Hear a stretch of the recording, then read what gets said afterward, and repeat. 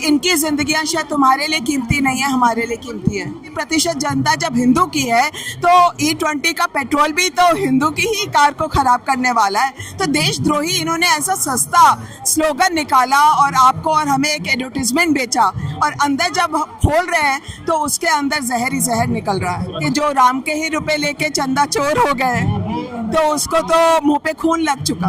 तब तो ये प्राइम मिनिस्टर को इस्तीफा देना चाहिए। अगर आप मुझे पूछें, मैं एक शिक्षिका हूँ और मैं आभादेव हबीब हूँ और मैं रंडा हाउस में फिजिक्स पढ़ाती हूँ। जी मैम, क्या कहेंगे जिस तरीके से आप भी फिजिक्स की टीचर हैं, एक वैज्ञानिक अनशन में बैठे हैं और अब हालत इतनी नाजुक है कि बुरा हाल है, लेकिन सरकार की तरफ से बिल्कुल कुछ बोल नहीं रहा। ये बहुत अफसोसजनक बात है और इसमें पूरे देश में ही एक विचलित महसूस हो रहा है सब लोगों को कि एक बड़ा साइंटिस्ट बैठा है जिसने बहुत सारे योगदान किए हैं, स्टूडेंट्स भी हैं।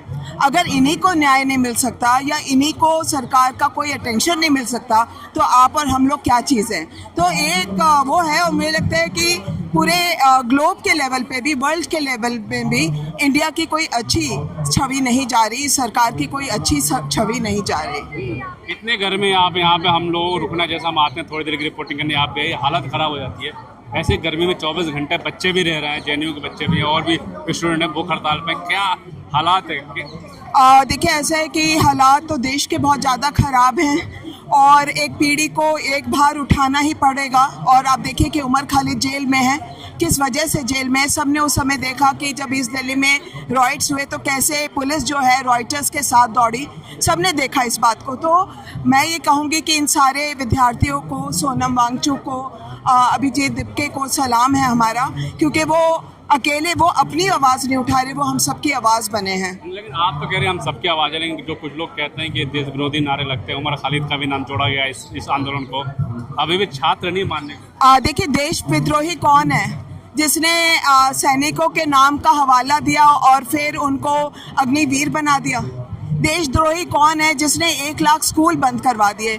आज 2 करोड़ स्टूडेंट्स की जो है शिक्षा हाथ से चली गई, और उस 2 करोड़ में कितने हिंदू हैं? 80% जनता जब हिंदू की है तो E20 का पेट्रोल भी तो हिंदू की ही कार को खराब करने वाला है। तो देशद्रोही इन्होंने ऐसा सस्ता स्लोगन निकाला और आपको और हमें एक एडवर्टीजमेंट बेचा, और अंदर जब खोल रहे हैं तो उसके अंदर जहर ही जहर निकल रहा है। सुरक्षित तो दे रहे हैं ना, हिंदुओं को सुरक्षा तो दे रहे हैं। ये मुझे मालूम नहीं है कि सुरक्षा दे रहे हैं और कब वो सुरक्षा उल्टी पड़ेगी, ये सब कुछ पता नहीं। हम सबको 20 जुलाई का इंतज़ार है और हमारी उम्मीद है कि और युवा साथी इस मूवमेंट में जुड़ेंगे। जो है 20 तारीख का, क्या लगता है जनता और आएगी? आप आएंगे? हाँ, हम आएंगे और भी साथी आएंगे और स्टूडेंट्स आएंगे। इथेनॉल की बात की, अब तो उड़ने वाली बस बना रहे हैं। बिल्कुल, एक्चुअली ना क्या हो गया कि जो राम के ही रुपए लेके चंदा चोर हो गए तो उसको तो मुंह पे खून लग चुका, तो उनके लिए कोई भी रुपया काफ़ी नहीं पड़ रहा।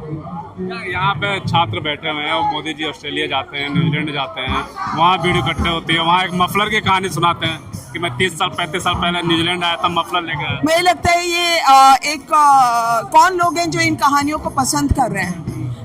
वो तो पसंद नहीं कर सकता जिसे KYC करवाने के लिए अपनी बहन का शव उठाकर बैंक तक ले जाना पड़ रहा हो। वो तो नहीं माँ बाप कर सकते जो नीट के एग्ज़ाम्स की वजह से जिन्होंने अपने बच्चे खो दिए। तो ऐसी कहानियाँ कि वो ऑस्ट्रेलिया में क्या जलेबी बांट रहे हैं कि किसको मेलेडी दे रहे हैं, उससे देश का कोई सुधार नहीं हो रहा। और अगर देश का सुधार नहीं हो रहा तो फाइनली मोदी सरकार को भी उसकी पॉलिसीज़ के ऊपर आंकलन किया जाएगा। वो आज ना हो, वो कल होगा। एक तो बहुत छोटी सी बात है इस्तीफा, कोई बहुत बड़ी चीज़ मांग रहे हैं, सरकार गिराने की बात नहीं हो रही है, बस इस्तीफे की बात हो रही है, जेल डालने की बात नहीं हो रही है। राजनाथ सिंह ने साफ कह दिया कि हमारी ऐसी पार्टी है जो इस्तीफा नहीं देगी, और वो इसलिए क्योंकि उन्हें भी मालूम है कि ये तो स्वेटर उधेड़ने वाली बात है, ये फंदा खुला नहीं।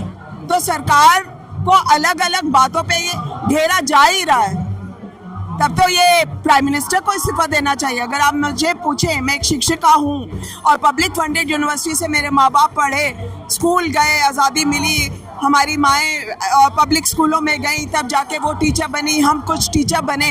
आज जब 1 लाख स्कूल बंद हो गया, हर रोज़ 25 स्कूल बंद हो रहा है, तो इस गलत नीति के लिए किसको रिज़ाइन करना चाहिए?